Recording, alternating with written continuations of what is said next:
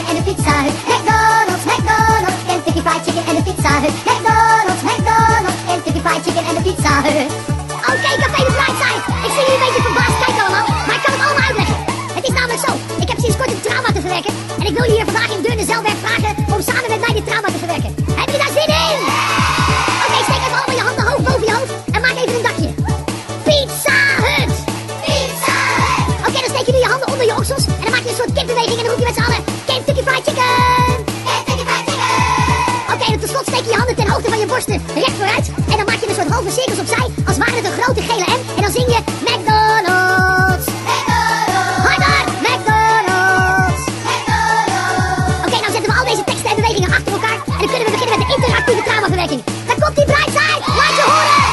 De Pizza Hut, Kentucky Fried Chicken en de Pizza Hut. De Pizza Hut, Kentucky Fried Chicken en de Pizza Hut. McDonald's, McDonald's, Kentucky Fried Chicken en de Pizza Hut. McDonald's, McDonald's, Kentucky Fried Chicken en de Pizza Hut.